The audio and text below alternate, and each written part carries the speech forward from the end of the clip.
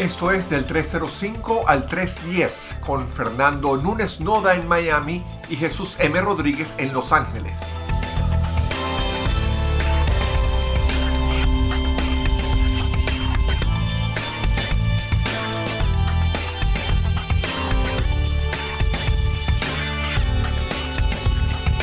¿Cómo estás, Fernando? Muy bien, Jesús, todo bien por aquí. ¿Y tú qué tal por allá? Contento de hacer esta grabación. A mí me llena mucho este proyecto. Y como hemos dicho antes, no es que seamos expertos, pero como nos tomamos esto en serio, la parte de como que de investigación y de releer las cosas que hemos leído para tenerlas frescas, etcétera, me entretiene muchísimo. ¿Tú Sí, cómo te sí. sientes con el proceso hasta ahora? Muy bien, muy bien. Y me alegra también una cosa adicional a lo que dices, que es que como ya tenemos un grupo bastante creciente y grande de gente que nos escucha, que comparte con nosotros sus impresiones, que nos da ideas, etcétera. Bueno, siento que la comunidad que nos rodea es mayor, entonces Ujú. esa fuerza de la gente también alimenta mucho lo que estamos haciendo. Sí, uno se siente que estamos llegándole a la gente, ¿no? Es muy emocionante, ¿verdad? Mira, Fernando, bueno, entonces hoy vamos a hablar sobre algo que tú escribiste en tu famosa pared de Facebook.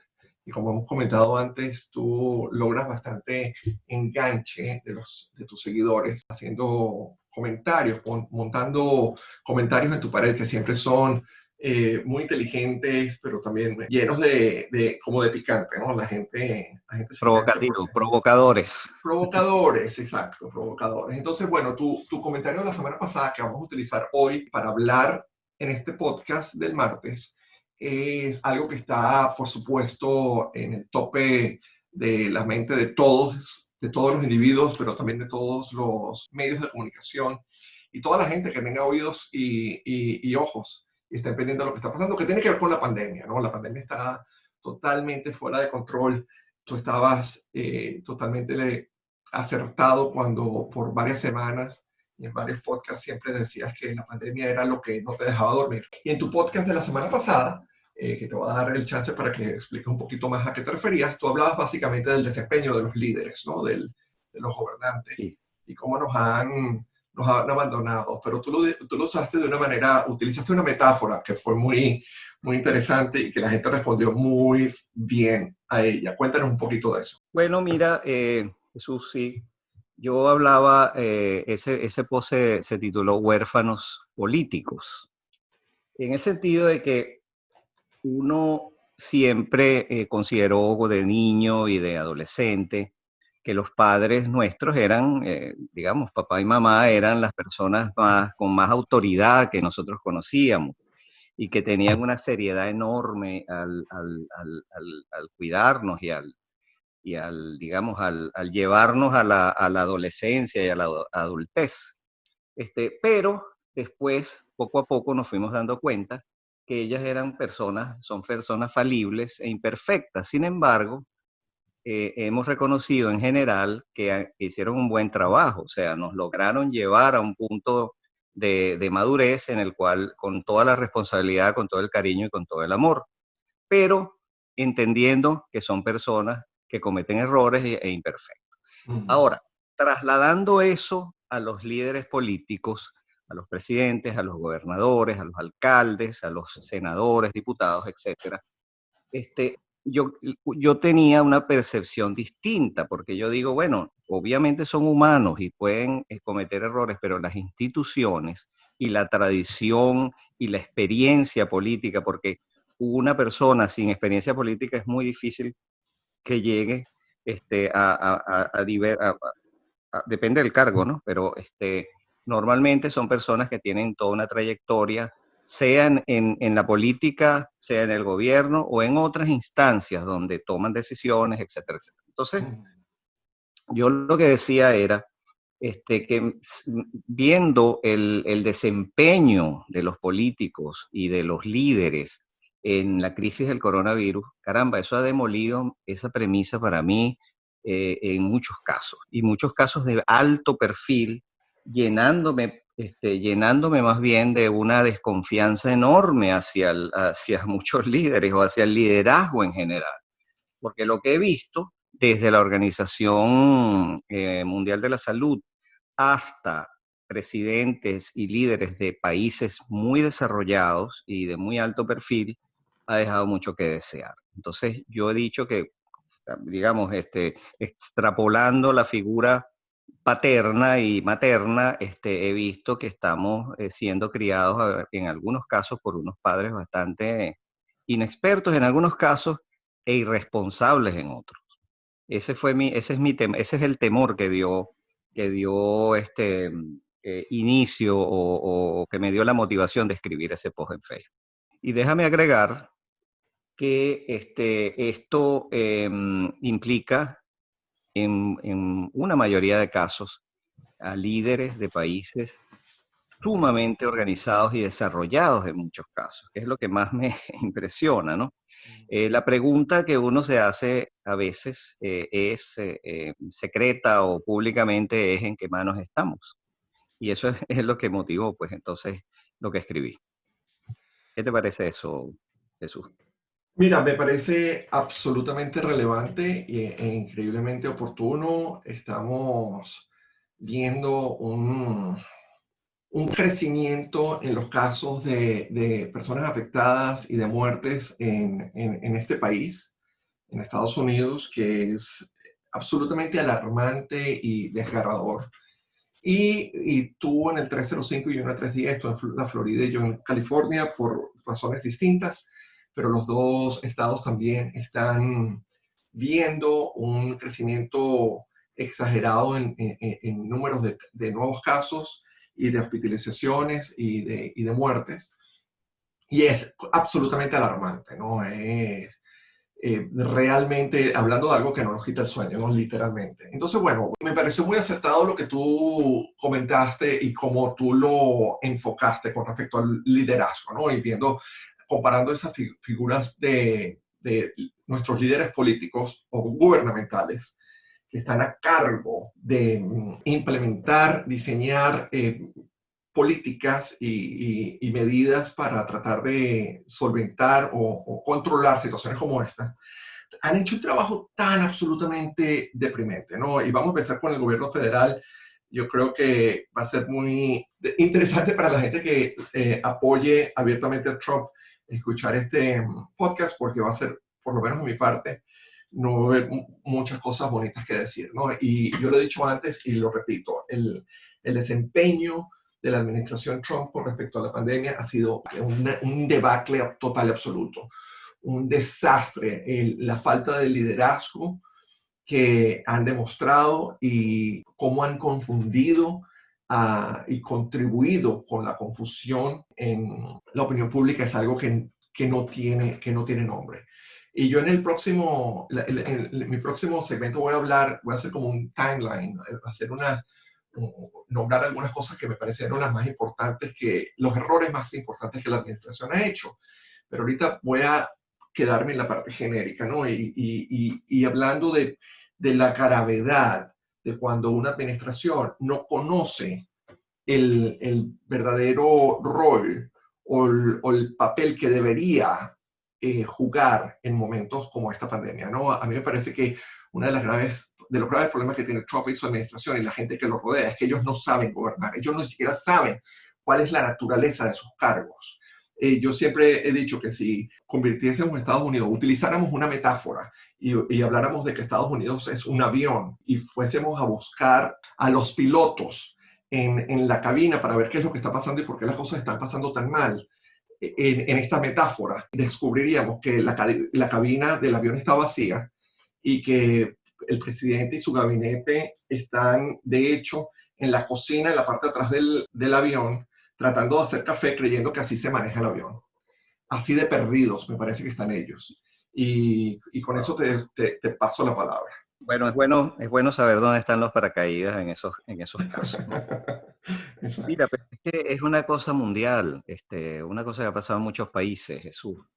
Fíjate lo que pasó en Inglaterra, en Gran Bretaña, con Boris Johnson. Boris Johnson es un tipo que es medio alocado también. Él le mete tú sabes, a estos gobernantes que son un poco improvisados y que son efectistas y populistas, ¿no? Boris Johnson sistemáticamente negó la gravedad de la pandemia. Se ufanó de no seguir las reglas o las recomendaciones, perdón, de distanciamiento social y uso de las máscaras. Pero lo hizo con sorna, ¿no? ¿Qué pasó? Le dio. Se enfermó, estuvo en el hospital, claro, tuvo una atención rápida y por supuesto, el mejor equipo médico que pueda disponer Inglaterra y evidentemente la pudo subsanar, pero le dio. Después se tuvo que enseriar, ¿sabes? Después como que tomó en serio la cosa, porque se dio cuenta que no era tontería bueno, que puede ser mortal, evidentemente. Lo mismo le pasó a Bolsonaro en Brasil. Eh, yo creo que eso tiene que ver mucho con los líderes que son autoritarios y, vamos a decirlo así, carismáticos. Estos tipos que confían demasiado en su personalidad y en la fuerza de su imagen. Y yo creo que eso puede crear subconscientemente una sensación de invulnerabilidad, ¿no? Digo, y es una teoría mía que saco debajo que saco de la manga, ¿no? Porque fíjate, Boris Johnson también era de ese estilo, y Bolsonaro ni se diga, también un tipo muy populista. Él desafió también la pandemia. Entonces, bueno, le dio y después se vio obligado a hacer todo lo que había dicho que no iba a hacer. Pero también hay otros casos, ¿sabes? Por ejemplo, bueno, el de AMLO, el de López Obrador en México. Sistemáticamente primero dijo que esa enfermedad no iba a entrar en México. Que México, no, que eso no era con nosotros. Eso es una cosa que está pasando en otro lugar. Cosa absurda, porque si es una cuestión viral, basta que estén abiertos los aeropuertos y las vías para que rápidamente se contagie todos los países. Luego le dijo a los mexicanos que salieran, que no, nada de distanciamiento social ni cuarentena, y le dijo que se abrazaran y se besaran, de una forma burlona, como diciendo, oye, esta gente, estos médicos que están recomendando que haya confinamiento, eso es tonto, eso es estúpido, salgan, abrácense y bésense. Fíjate la irresponsabilidad, porque a un presidente le hacen caso. Su Claro. gente dice, oye, es el líder, es como tu papá, tu mamá. Como que tú tengas fiebre y tu papá te diga, hombre, sal y ve a bañarte a la playa y sal de noche y ¿me entiendes? Sí. Haz lo contrario de lo que te diría cualquier médico. Y bueno, México ha tenido cifras récord de contagios, así como las tuvo Brasil, así como las tuvo Inglaterra, hasta que estos líderes entraron en razón y empezaron a aplicar la práctica correcta. Y por otro lado, tengo un caso rapidito, que es el del primer ministro Víctor Orbán, quien aprovechó el virus para abrogarse poderes supraconstitucionales, de esos que tú sabes, de situaciones de emergencia, pero entonces las mantuvo. Y hay la convicción de que el hombre se va a convertir en un dictador suelo, de esos que gobiernan por decretos, gracias a ese poder que se abrogó por el virus. O sea, es todo lo contrario de lo que uno espera en un mandatario, que es una acción responsable, oportuna y proporcional a la gravedad de la crisis, y no para desviar, digamos, no para desviar los acontecimientos a sus intereses personales. Eso es lo que yo creo. Esos son algunos ejemplos que están fuera de Estados Unidos. Yo también voy a utilizar ejemplos fuera de Estados Unidos. Básicamente estamos los dos de acuerdo en la idea general, ¿no? Que es la importancia de los líderes, ¿no? Y qué pueden hacer para ayudar o no ayudar. Tú nombraste anteriormente a la Organización Mundial de la Salud y has nombrado varios gobiernos. Y cuando ayer estaba preparándome para esta grabación, Fernando, yo tuve que regresar y ver un montón de fechas y comparar ciertas notas porque yo necesitaba recordarme a mí mismo cómo la mitad de febrero, para el 15 de febrero, Christopher y yo ya estábamos equipando nuestros 2 meses de provisiones por si acaso algo pasaba. Mucho antes de que el gobierno federal o el gobierno estatal dijera nada, simplemente basado en lo que estábamos escuchando en las noticias. Y eso me llevó a conseguir dos cosas que yo escuché y que estaban expuestas para todos, ¿no? El 30 de enero en NPR, National Public Radio, entrevistaron a Luciana Borio, que es una especialista en enfermedades infecciosas. Y ella habló en ese momento de la importancia y de la urgencia que había, basado en la información que se tenía en ese momento, de desarrollar un plan nacional para hacer pruebas del coronavirus, para estar preparados por si acaso esto se convirtiese en algo más allá, ¿no? Ese mismo día, el 30 de enero, la Organización Mundial de la Salud declaró una emergencia de salud pública de preocupación internacional. ¿Y sabes qué países escucharon las recomendaciones y las siguieron inmediatamente? Alemania, Singapur y Corea del Sur. 3 de los países que mejor han manejado la situación desde el principio. Entonces, si un gobierno, y los Estados Unidos, por supuesto, no hicieron nada con esa información, no solamente no hicieron nada, la negaron y dijeron que era una alarma que no hacía falta amplificar. Pero el asunto es que cuando tú tienes a alguien como Angela Merkel, que es una científica con un máster en física y que entiende la importancia de una proclamación de esa naturaleza como la de la Organización Mundial de la Salud, y que ella luego, ya cuando en marzo la situación está, definitivamente ya estamos en una pandemia, ella hace un discurso a todo su país, a todos sus ciudadanos, a todos los ciudadanos alemanes, donde ella dice, la crisis que vamos a enfrentar con esta pandemia no solamente es la crisis más fuerte que hemos tenido desde la caída del muro de Berlín, cuando las dos alemanas se reunificaron. Es aún más difícil que eso. No hemos visto nada más complicado desde la Segunda Guerra Mundial. La Segunda Guerra Mundial para los alemanes. Ese fue el ejemplo que ella utilizó para explicar la gravedad de la situación. Y en ese mismo discurso ella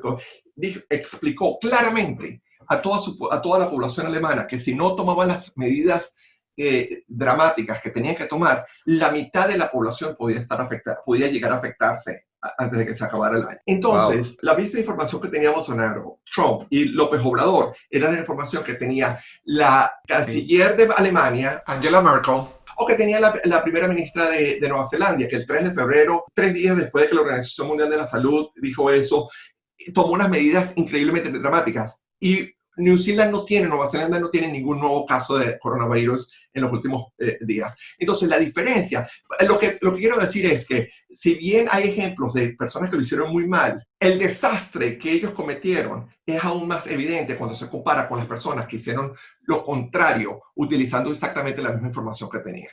Correcto. Bueno, sí, pues, la diferencia se hace mucho más notoria, por supuesto. Fíjate, yo creo una cosa, yo creo que eso es por supuesto, es una teoría y no es la única que explica el asunto, pero yo creo que hay algo en la personalidad de los países o de los líderes que definitivamente influye en este tipo de actitudes.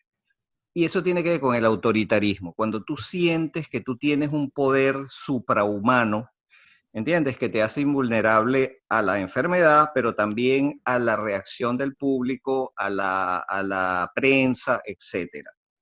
Yo creo que los gobernantes tienen o deberían sentirse más falibles de lo que realmente son o de lo que realmente creen que son para poder manejar esto. Fíjate, China, por ejemplo. China es un país autoritario, comunista, que no hay ninguna gota de democracia.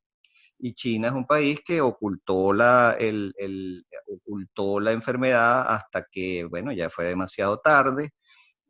Mintió, ocultó una cantidad de información importante que hubiera sido sumamente útil si se hubiera atendido a tiempo, ¿no? Y no pidió ayuda a nadie, trató de ocultar, es que es lo que hacen los países extremadamente totalitarios como ellos. Y después iremos conociendo cosas que han ocurrido y que no sabemos, y ya vas a ver que va a ser muy escandaloso eso. Ahora, en cuanto a Trump, como él es un individuo muy basado en su propia personalidad y en las fortalezas que él siente que tiene, esa invulnerabilidad que él siente y que la proyecta. Yo creo que, fíjate, yo tengo aquí unos ejemplos muy concretos. Por ejemplo, en enero, el 24 de enero, Trump dijo que el coronavirus estaba controlado en los Estados Unidos. Te estoy haciendo citas textuales, no estoy refraseando lo que él dijo. Es la traducción de lo que dijo. The coronavirus is very much in control in the USA. El 30 de enero dijo que iba a hacer una partnership, o sea, una alianza con China para controlar la enfermedad. Eso no ocurrió. En febrero, el 13 de febrero, Trump felicitó al presidente Xi por el contraataque que había dado al virus cuando todos los demás observadores estaban diciendo que la actuación de China había sido terrible. El 26 de febrero volvió a hacerlo, volvió a felicitar a a Xi por la actuación. El 27 de febrero declaró o prometió o anunció que el virus iba a desaparecer muy pronto y como un milagro, eso fue la palabra que usó, como un milagro, va a desaparecer como un milagro. ¿Me entiendes? La cuestión carismática, mágica, mentalidad mágica. Sí. El 4 de marzo el presidente declaró que ya era seguro viajar por avión. Inmediatamente, todo el equipo, el Task Force le dijo, presidente, eso no puede ser, si es el momento más duro y más difícil y se está empezando a distribuir la pandemia, tuvo que volver a desdecirse, ¿no? El 6 de marzo dijo que nadie, o sea, que todo el mundo iba a poder tener test del coronavirus en el corto plazo. Que todo el mundo, el que necesitara un test, lo iba a tener. Eso no ocurrió. ¿Te acuerdas que los test se demoraron muchísimo? Sí. El 10 de marzo, Trump dijo que estamos preparados para distribuir los tests y que el que quiera tener un test lo va a tener inmediatamente. Eso no ocurrió. El 12 de marzo, fíjate, el 12 de marzo, apenas prácticamente 2 días después tuvo que declarar la emergencia nacional. Que tú digas el 10 que todos van a tener los test y que el problema va a desaparecer pronto y a los 2 días tengas que declarar la emergencia nacional, dice que, oye, no estaba como muy claro, ¿no? El 21 de marzo dijo que había la posibilidad del hidroclorín, ¿no? Que era un tratamiento potencial lo declaró públicamente. Después tuvo que venir el doctor Fauci a desdecirlo de una manera, tú sabes, muy cuidadosa y muy amable. Y el 23 de abril volvió a hablar de la posibilidad de inyectarse desinfectantes para los pacientes del COVID-19, cosa que el doctor Fauci tuvo que desmontar prácticamente el mismo día. Entonces es una cosa que dice el presidente, otra cosa que dicen los expertos, pero como yo creo que una de las cosas más subestimadas en este momento es la ciencia. Yo estoy súper preocupado por eso y eso es un podcast que vamos a hacer. ¿Cómo es posible que el carisma tenga más fuerza que la autoridad de la ciencia? Es una cosa que a mí me excede. Sí, no, y bueno, déjame empezar contestándote con algo que tú dijiste que es muy importante y que la gente tiene que tener en cuenta. Yo no me voy a tomar la molestia de tratar de defender a China porque lo que hizo China es indefendible, pero no nos podemos olvidar que por China, países como China y países como Rusia, por ser antagonistas del gobierno americano y de lo que los Estados Unidos representa, hay un esfuerzo especial de la inteligencia de los Estados Unidos en hacer seguimiento de todo lo que pasa internamente en esos países. Y hay inteligencia que fue recogida en China y que fue presentada a Trump a principios de enero, donde ya, independientemente de las mentiras que estaba diciendo China, la administración Trump tenía una idea bastante clara de lo que estaba pasando. Entonces, él utiliza, como tú dices, yo tengo aquí una lista de 15, no las voy a nombrar todas, pero 15 oportunidades donde Trump, y tú contaste varias de ellas, donde Trump alabó el trabajo de los chinos, de Xi y su gobierno.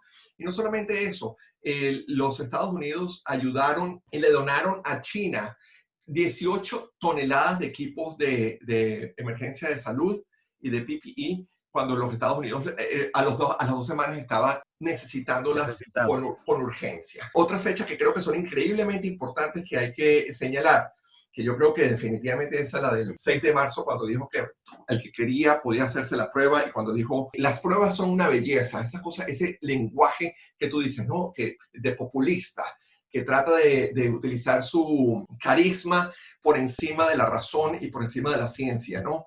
Hay otros momentos que son increíblemente importantes en esta evolución de lo que sucedió en este país. Cuando el 29 de marzo él sugirió que el personal médico y de enfermera de los hospitales estaban robando el material de PPE, porque él no podía creer que tuvieran tan poco.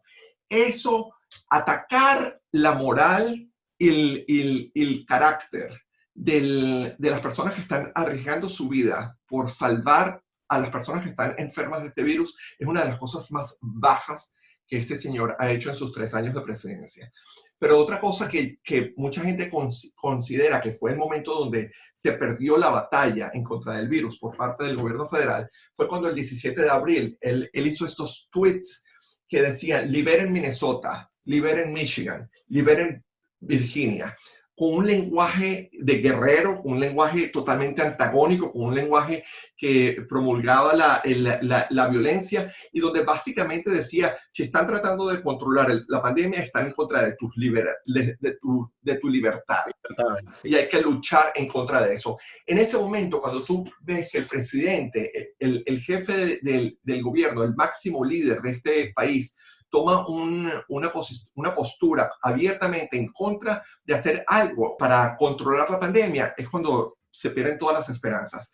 Y tú anteriormente nombraste algo muy importante, que es el caso de Boris Johnson, también en otro populista completamente descabellado en Inglaterra. La cosa que en Inglaterra, lo que ayudó en Inglaterra fue que, a pesar de todo, la reina es una figura que la gente respeta y admira.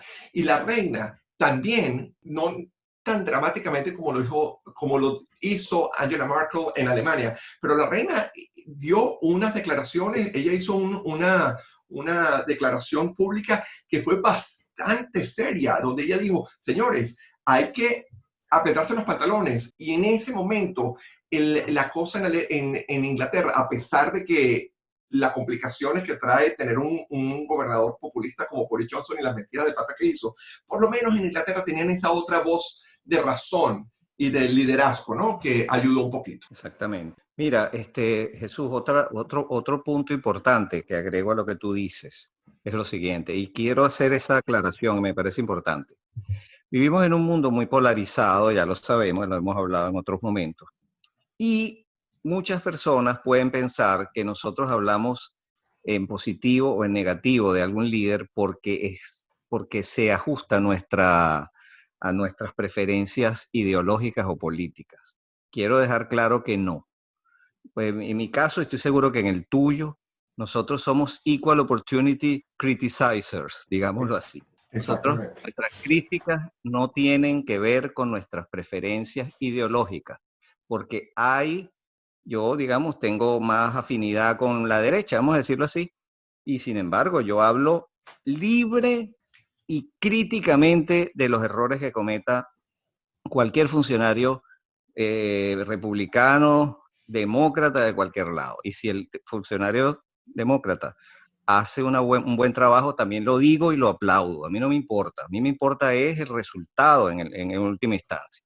Entonces, también quería decir, bueno, cuando hablamos de las cosas terribles que han ocurrido, tenemos que nombrar al gobernador de Florida, que ha sido probablemente uno de los paladines de la irresponsabilidad, porque no puede ser, no es normal que Florida sea uno de los estados que tiene más contagios y más muertos. O sea, bueno, pero esa es otra cosa. A mí se me olvidó mencionarlo. Pero yo quería también hablar de los buenos, de los que han hecho cosas muy buenas, de otros que no están. Yo tenía a Angela Merkel en mi lista, pero la voy a quitar porque tú hablaste muy bien de lo que ella hizo. Pero hay un gobernador que es republicano, por cierto, que es Mike DeWine.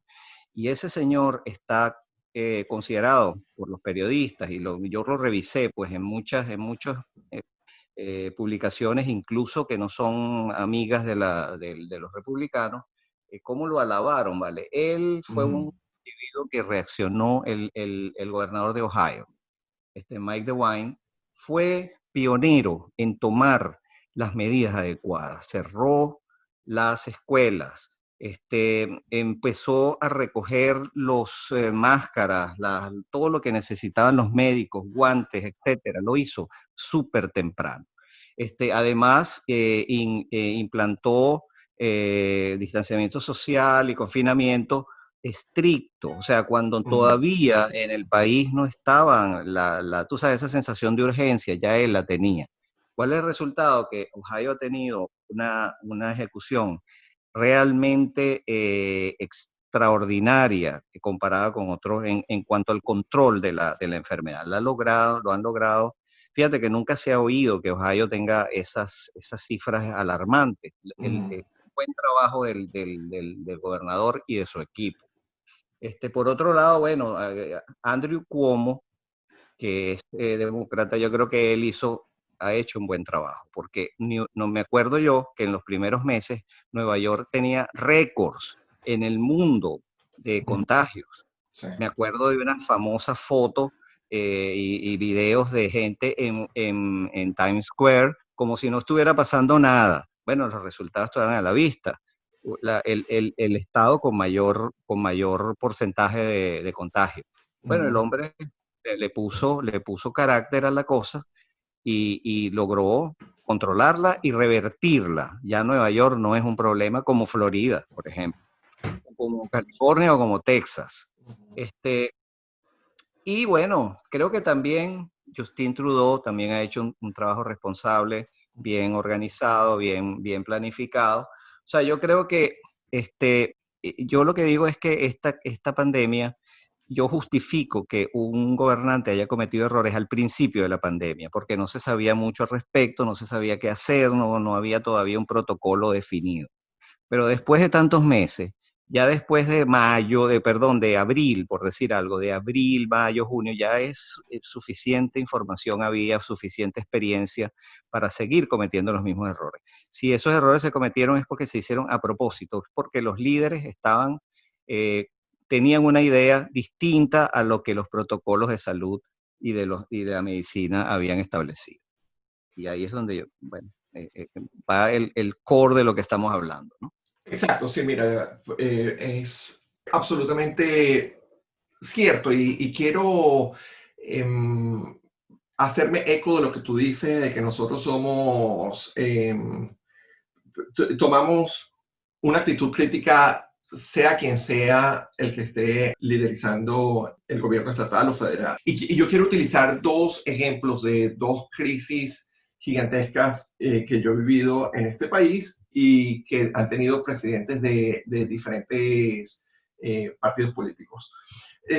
Independientemente de los detalles de lo que pasó después del 11 de septiembre del 2001 y que fuimos a la guerra y lo que pasó en Irak, etcétera, etcétera, etcétera. La presencia del presidente Bush en los medios de comunicación, en todo lo que tenía que ver con el liderazgo de este país, en las semanas subsiguientes del 11 de septiembre del 2001 fue completamente admirable. E inclusive Giuliani, que era el alcalde de Nueva York, su trabajo durante esas semanas y meses fue completamente admirable y súper positivo. Y en esos casos fue claro para mí cómo un líder toma una posición de control, de fortaleza, de ejemplo y de absoluta responsabilidad, ¿no? Esa necesidad de mostrar compasión y demostrar empatía por sus ciudadanos que el presidente Bush demostró en esa semana, en esos primeros meses después del 11 de septiembre. La otra gran prueba de cómo un líder asume el rol con una manera positiva fue Obama durante la gran recesión del 2008. Independientemente de que él tenía a los republicanos criticando cada paso que tomaba, uno sentía como ciudadano que había alguien que estaba tomando el control de la situación, que estaba tomando de medidas grandes, medidas drásticas, medidas que estaban al nivel de la crisis que estábamos viviendo. Entonces, viendo al presidente Bush y viendo al presidente Obama, cómo ellos manejaron esas crisis, es donde a mí me resulta aún más patético el desempeño del presidente Trump. Y lamento volver a él, pero es que me es imposible no hablar de cómo él, el problema más grave que ese señor demostrado durante este manejo de la pandemia ha sido todo el desastre que ha surgido con el uso de las máscaras. Ese señor convirtió el uso de las máscaras en una cuestión política. Apenas el 17 de junio, que no hace ni siquiera un mes, él todavía estaba diciendo que las máscaras son una espada de doble filo.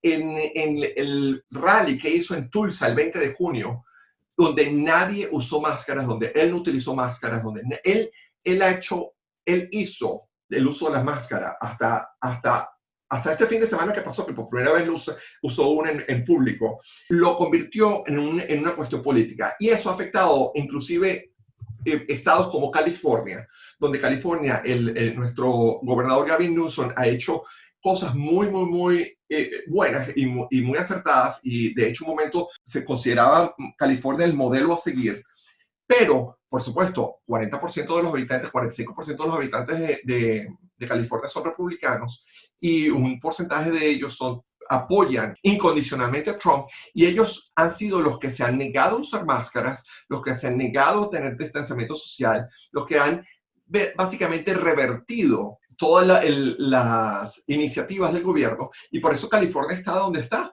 que pasó de ser el modelo a seguir a estar con unos casos que están explotando. Y ahí es donde tú ves que un gobierno, si no tiene una población que lo respeta, y en este caso por este doble discurso que escuchábamos, una cosa es lo que dice el gobernador Newsom y otra cosa completamente distinta la que dice el presidente Trump, ese conflicto, esa confusión es lo que ha profundizado el problema con la pandemia.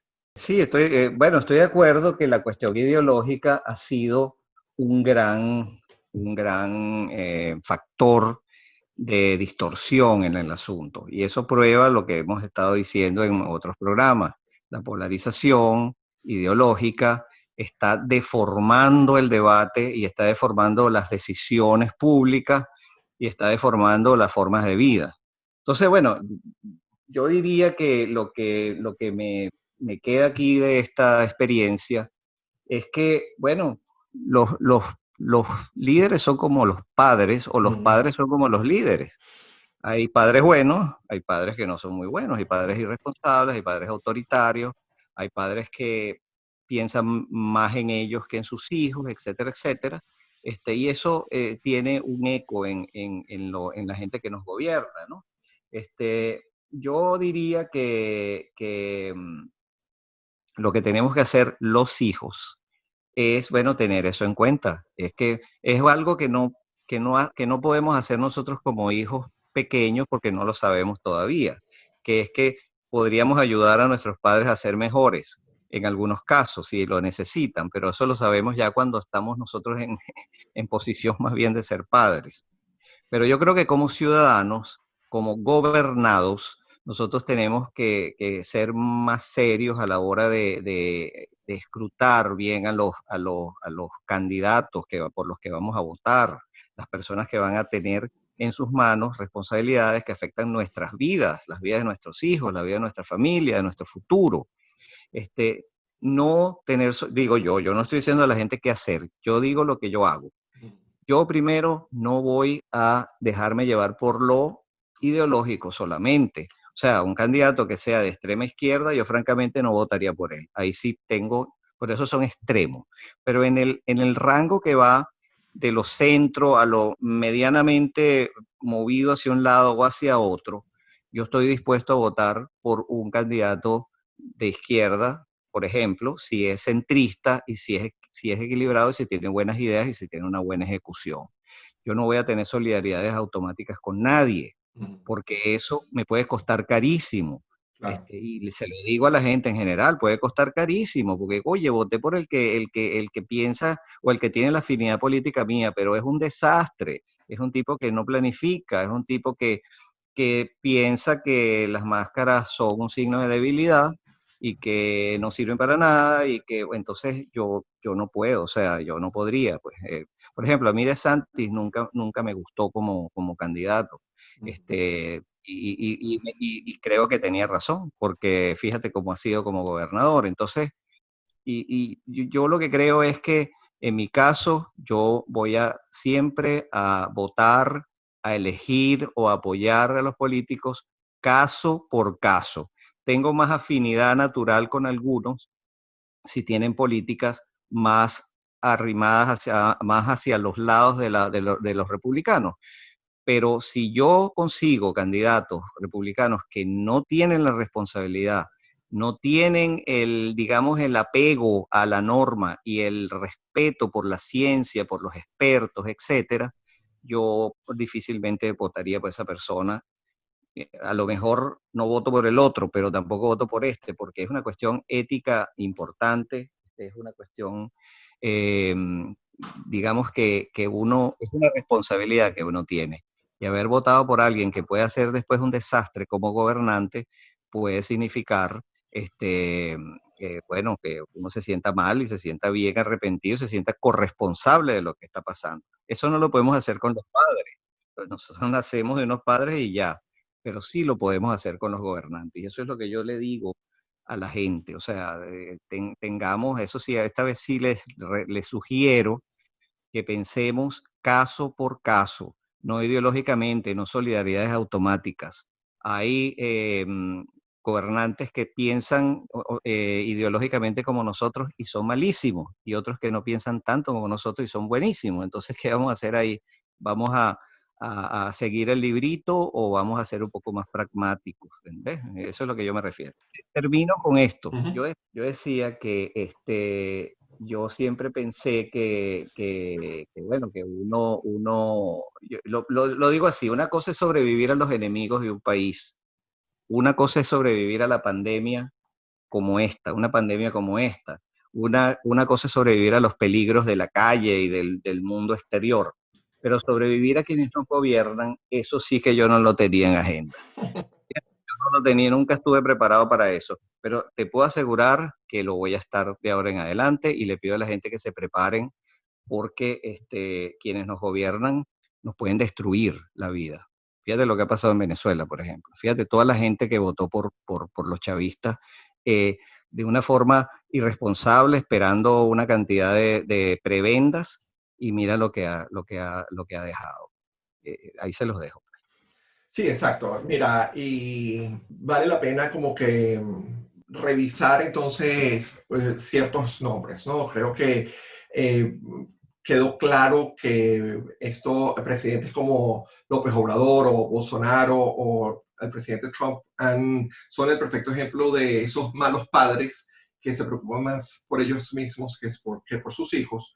Pero también entonces tenemos casos como el de Angela Merkel o Jacinda Ardern, que es la primera ministra de Nueva Zelanda, que cuando asumen su rol, mire, que es cómico, ¿no? En este caso sería el rol de madres, donde con firmeza, pero con también compasión, empatía y un absoluto respeto por los expertos y por las ciencias, que definitivamente tenemos que hablar de eso en otro podcast, como ya lo has sugerido, porque es un tema demasiado importante e increíblemente relevante en estos momentos, ¿no? Sí, Y señor. mira, Fernando, yo estoy totalmente de acuerdo contigo. Yo no podemos cegarnos por nuestras posiciones ideológicas a la hora de escoger un candidato u otro candidato, dependiendo de lo que ellos traigan a la mesa, dependiendo de cuál es la postura y dependiendo de cuáles son las políticas que son capaces de mantener en casos de situaciones extremas como las que estamos viviendo. Estamos viviendo una situación completa y absolutamente extrema. Sí. Y dos cositas que quiero comentar. Primero, pero el gobierno de Trump, desde el primer momento que entraron asumieron la administración, asumieron el gobierno, se les dijo, ellos sabían que el mayor riesgo de seguridad que este país podía enfrentar sería una pandemia. Y yo voy a utilizar un ejemplo para llevarlo a un caso muy concreto, para que la gente no piense que esto es una cuestión abstracta que es fácil de ignorar. La mamá, una de las mamás de mis hijos biológicos, su familia tiene una compañía que emplea como 1.300 empleados. Ellos hacen ventanas y puertas. Ellos están en el medio de Estados Unidos, en Minnesota, y con fábricas en varios lugares. Ellos, que son una compañía privada grande, pero no gigante, ellos tenían un plan para una pandemia. Compañías de cierto nivel para arriba ya todas sabían que una pandemia podía suceder. Y entonces, que el gobierno federal o el gobierno estatal o un alcalde diga que o actúe como que si esto fue una sorpresa que no veían, que no se podían imaginar, como de hecho Donald Trump ha dicho, nunca nos pudimos imaginar que esto pasara, es completamente inaceptable. Entonces, me hago eco de lo que tú dices y lo voy a utilizar una frase inclusive un poco más dramática. En noviembre hay que votar como que si nuestra vida dependiese de eso, porque en efecto depende de eso. Entonces, bueno, con esto pasamos a que, como que si fuera poco, como que si fuera poco lo que estamos hablando que no nos deja dormir. Pero si hay algo en particular que no nos deja dormir esta semana, Fernando, ¿qué nos deja dormir esta semana? Bueno, mira, tanto que como que no me deje dormir no es, pero sí es un tópico que ha estado en la opinión pública de Florida, sobre todo, de Florida, pero no solamente Florida, es un tópico nacional, pero que tiene un impacto aquí. Y tanto yo lo rescato por las implicaciones que tiene también ideológicas, ¿no? Que es el boicot que Alexandria Ocasio-Cortez pidió para los productos Goya, dado que sus dueños hicieron ¿cómo se llama? Manifestaron su apoyo a Trump en un evento público en la Casa Blanca, representando a su marca, ¿no? Entonces, bueno, hay gente que dice que eso no debió haberse dicho porque ellos estaban ahí en otro rol, otras personas defienden el que ellos tienen la libertad de apoyar a quien quieran, y otros dicen que también esta persona que llamó al boicot tiene derecho a pedir un boicot. El boicot no es algo ilegal, es algo que se pide y la gente elige si lo hace o no. A mí Alejandra Ocasio-Cortez, digamos, del 1 al 100 me gusta menos 100. O sea, yo soy completamente opositor de ella. Ella me parece a mí que es una extremista, me parece que es Bernie Sanders en esteroides, me parece que es peligrosa, quizá digamos, en el corto, o sea, en un ámbito pequeño, ella quizá pueda ser útil a su electorado, pero en responsabilidades cada vez más grandes yo lo veo difícil porque ella va a ir hacia la extrema izquierda. Ella es una persona que tú la pones a mi juicio, no es mi opinión, si la pones a administrar cualquier cosa, la va a quebrar, porque así es el afán de esa ideología cuando es demasiado extremista hacia la izquierda, es la de usar el dinero público para bueno, financiar todo, cosas que normalmente se le delegan al sector privado. Ya no cree el sector privado. Entonces, bueno, ella pidió ese boicot. El boicot, la verdad es que lo que he visto, lo que he leído, lo que me han dicho, es que el boicot ha sido un fracaso. Y no solamente ha sido un fracaso, sino que ha creado el efecto contrario, porque ha hecho que muchas personas que compraban los productos y son afines a la cuestión ideológica de los dueños, hayan comprado el triple de lo que compran. Yo conozco gente que dice, yo no tenía que comprar y fui a comprar productos, cestas, carritos, etcétera, de productos Goya.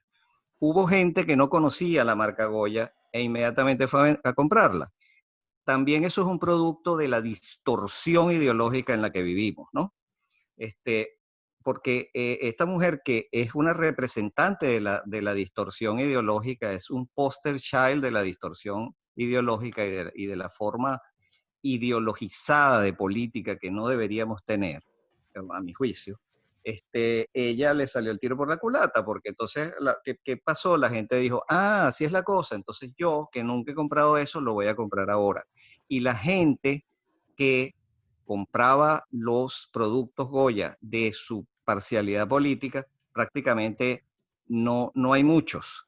Y en los estados donde ella puede tener incidencia, esa gente prácticamente ahí no hay tantos productos Goya. Ellos se distribuyen no en todo el país, sino en ciertos estados, y me imagino que en otros tendrán una presencia baja. Pero en los estados donde ellos tienen presencia poderosa, las ventas se dispararon y el boicot más bien le salió el tiro por la culata a la mujer porque no, pues no estuvo bien. Yo no sé si es ético o no es ético que ellos hayan alabado a Trump, yo creo que no, yo creo que tienen todo el derecho. Creo que es inadecuado desde el punto de vista comercial que tú en un acto público, siendo líder y estando en representación de una marca, le hagas una alabanza a un jefe político, porque, bueno, repito, tiene derecho, pero eso puede afectar tu marca. En este caso, yo creo que hubiera podido afectar la marca si hubiera sido otra la persona que hubiera pedido el boicot, al fin el mismo partido,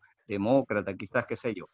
Pero esta mujer que es extremista, que es precisamente el tipo de persona que ella, o sea, ella está criticando a una gente que es más o menos exactamente lo que es ella, en el otro lado del espectro. Le salió completamente el tiro por la culata. Fue una demostración de que si tú vas a jugar ideológicamente, y tú eres una persona extremista ideológicamente, bueno, entonces tú vas a tener un resultado extremista del otro lado. Y eso fue lo que pasó, la gente se organizó y la gente que fabrica Goya deben estar felices porque se salieron con la suya en los dos sentidos. Alabaron al político que ellos apoyan y el boicot fracasó y de paso aumentaron las ventas. Entonces, ¿Y no es cómo que me sabes no tú me qué pruebas exactas tienes tú de que aumentaron las ventas? Porque yo he leído exactamente lo contrario. No, sí, o sea, sí, bueno, no lo tengo a la mano, pero sí he leído, yo me puse a revisar, bueno, tampoco es que batieron récords, no, pero sí hubo gente, una cantidad de gente que no había comprado antes o que no tenía pensado comprar ese fin de semana, que lo hicieron. A lo mejor no es una cosa orgánica, es una cosa de organización de la gente. Lo que quiero decirte es que los republicanos se organizaron mejor que los otros, porque los otros simplemente dejaron de comprar, son muy pocos en Florida, son muy pocos en los lugares donde ellos distribuyen sus alimentos. O sea, estuvo mal enfocada la cosa. Esto ha pasado en muchas ocasiones con anterioridad y los republicanos hicieron, empezando por Ted Cruz y por muchos otros senadores, promovieron un boicot a Nike cuando Nike le dio el contrato a Colin Kaepernick, cuando él insistió en arrodillarse por la bandera. De Y, acuerdo. exacto, y eso es algo que, mira, es parte de la dinámica social y política de este país, pero más allá de eso, un día vamos a hacer, aunque sea un segmento sobre Alexandria Ocasio-Cortez, porque Sí. yo siento que la narrativa que hay alrededor de ella ha sido dominada por la extrema derecha y han pintado una imagen que no tiene nada que ver con sus políticas. Cuando uno lee lo que ella representa, uno lee lo que ella de verdad está promulgando, inclusive lo que Bernie Sanders puede tener comentarios acerca de personas que a uno no les gusta, que a uno no les gusta, pero más allá de sus políticas, no hay nada diferente que diga Bernie Sanders o que diga Alexandria Ocasio-Cortez que sea diferente de lo que hay en los países escandinavos. Entonces, si uno no considera que los países escandinavos son de extrema izquierda, uno no puede, bajo ninguna circunstancia, decir que Bernie Sanders o Alexandria Ocasio-Cortez son de extrema izquierda, porque son exactamente lo mismo. Pero bueno, más allá de eso, a mí lo que no me deja Pero dormir. es un buen Dime. tema, perdona, no lo voy a discutir ahorita porque yo creo que da para discutirlo después. Exacto. No son dos casos iguales, o sea, no, ellos están hablando, es como que yo te diga, bueno, vamos a llevar a Venezuela un modelo, en este momento, un modelo, el modelo que funciona en Alemania. Tú me dices, ok, Dime un ejemplo es- específico de algo que diga Alexandra Ocasio Cortés que no bueno, tenga que tenga que ver con un comunismo extremo y no con no, no, un socialdemócrata. Universal Healthcare. Eso es imposible en este momento. Para poder, Universal Healthcare sabes que existe en todos los países del primer mundo excepto en los Estados Unidos. sí, pero Inclusive Canadá, inclusive Entonces, Fernando, querer que eso se logre no es ser socialista, Fernando, no es ser radical, es querer apuntar hacia donde algo que es, y sobre todo una pandemia que queda completamente en evidencia que lo necesitamos. sí, pero no es lograble, no es, it's not doable. O sea, para llegar a eso, el país, eso serían generaciones, quizá. Pero eso no se puede implantar en 5 años. Imposible. O sea, en este país no, porque la forma en la que funciona el capitalismo aquí es distinto. En los países escandinavos se puede, porque ellos son ricos y tienen una población bastante pequeña. O sea, el ingreso per cápita Estamos de ellos. hablando de todos los países del primer mundo excepto Estados Unidos. Estamos hablando de países como Canadá, estamos de países como Alemania, estamos hablando de países como... Ni Ok, siquiera, yo no estoy hablando de países escandinavos con respecto al Universal Healthcare. Estoy hablando de cualquier otro país del primer mundo. ok, pero con el tipo de capitalismo que se vive en Estados Unidos, que la privatización de los servicios de salud es prácticamente total o casi total, ¿cómo puedes implementar tú eso a corto plazo? Eso es una cosa que tendría que durar generaciones, te repito. O sea, eso no es realista, eso no es realista. Quiebras el país en dos términos.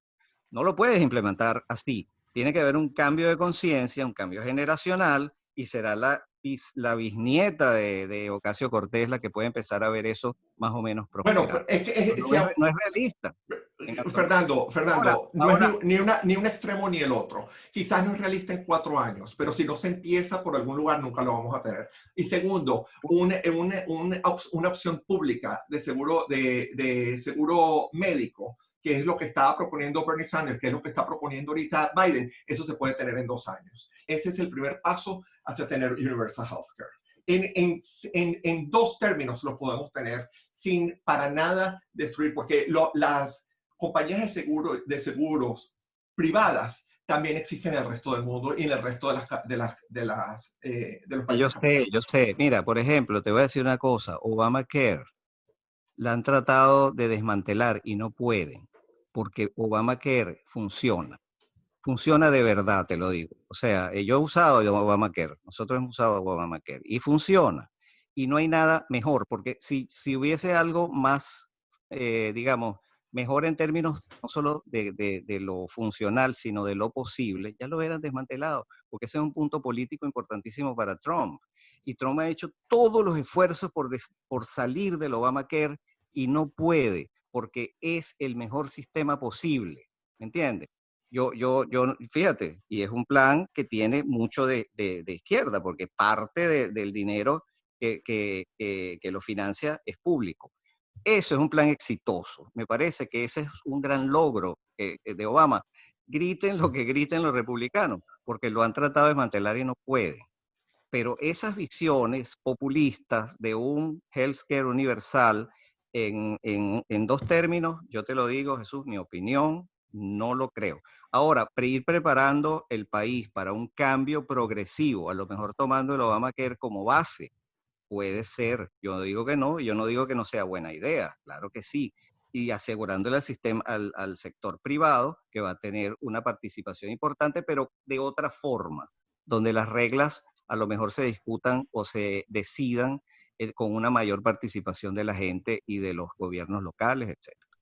Yo no te contradigo, lo que te quiero decir es que el populismo hace que tú prometas cosas que no pueden ser, aunque la idea sea buena, solo para el afán de lograr el voto, y después veremos qué pasa. Y después vamos a ver después cómo logramos eso, y lo que deja es un desastre. Eso le ha pasado a muchos presidentes y le pasó a Bush, por ejemplo, que quiso hacer Pero algo, le salió al tira por la culata, y bueno, lo que dejó fue un desastre en las manos del siguiente presidente. Yo creo que eso pasaría si lo quieren implantar de esa cosa. Tiene que haber una conversación seria importante que implique el gobierno, etcétera, etcétera, y Eh, obviamente no se va a hacer con Trump. Fernando, estamos totalmente de acuerdo con eso, pero en el momento que tú dices, esa mujer es una mujer, es radical y es peligrosa, estás matando la posibilidad de la conversación. Ese es Bueno, mi pues problema. puede Y ser, y pero yo, esa señorita no solamente que es una mente brillante, que está increíblemente preparada, sino además es una de 435 delegados en el Congreso. Si no tenemos una sí, persona sí, en sí. el Congreso que quiere empujar la conversación hacia una evolución de nuestro sistema de salud, entonces ¿de qué sirve tener 435 personas en el Congreso? Bueno, pero yo preferiría que fueran más bien tecnócratas y no gente, yo la siento a ella sumamente, sumamente resentida y con un Ese espíritu es literalmente, mira, si tú de escuchas, venganza.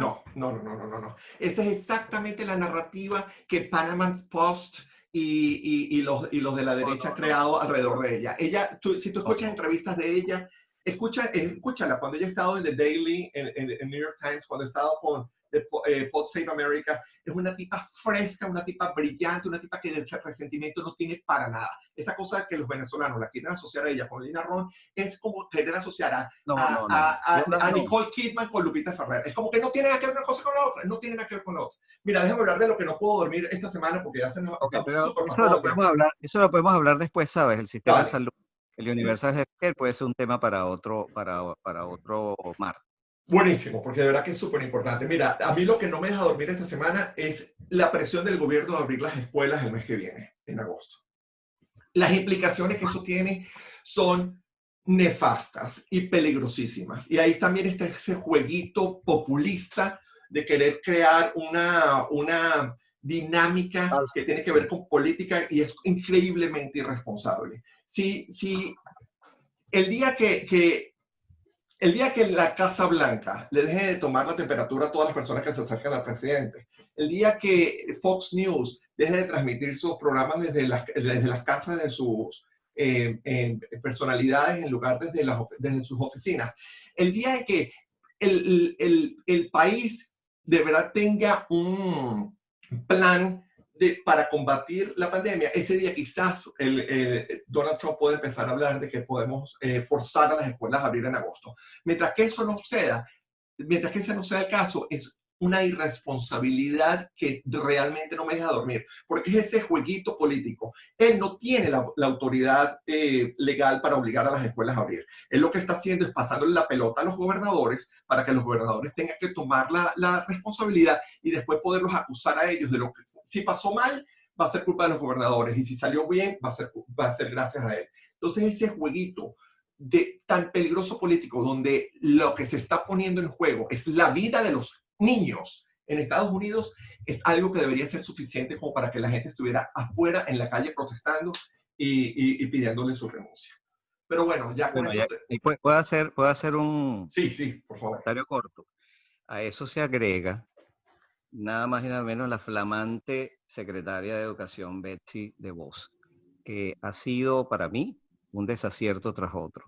Prácticamente yo no recuerdo ninguna decisión de ella que me haya agradado. Es una mujer que primero no tiene ni la experiencia ni la trayectoria para eso. Y bueno, esa sí yo creo esa sí yo creo que gobierna con una agenda ideológica tremendamente acentuada y me parece muy peligroso. Yo también estoy preocupado por eso, igual que Sí, bueno, mira, coincidimos algo al final. Los dos odiamos a esta mujer, Betty DeVos. No, es que esa mujer es nefasta y es peligrosísima. Y es, sí, sí. Bueno, mira, Fernando, qué buena conversación. Me encanta cuando todo bien. se Sí, pone caliente la cosa. Pero no, como siempre, que me gusta poder tener este tipo de conversaciones con alguien que respeta las opiniones del otro. Y eso es lo más importante que yo aprecio en ti. igualmente, igualmente. Estoy Gracias, gracias. en la misma página. Bueno, señores, entonces con esto terminamos hoy. Les recordamos que por favor nos sigan en nuestros medios sociales, en nuestras redes sociales. Estamos en Twitter, estamos en Instagram, estamos en Facebook y también estamos en YouTube. Tenemos todos nuestros programas después de ciertas horas, después de que el programa sale publicado en nuestro website. Lo ponemos en YouTube en caso de que lo quieran si prefieren utilizarlo. Mucha gente que escucha podcast en YouTube. Así que háganos y síganos. Mientras más nos siga gente, más posibilidades hay de interactuar con todos ustedes. Y también estamos en la web del 305 al 310.com, 305 y 310 en números, y ahí tenemos pues todos los artículos y también tenemos los links hacia las demás plataformas en las cuales tenemos el podcast. Genial. Bueno, Fernando, entonces con esto nos despedimos hasta el viernes. Nos vemos entonces el viernes. Un abrazo, Fernando. Un abrazo. Cuídate mucho. Igual. Saludos a luego. todos.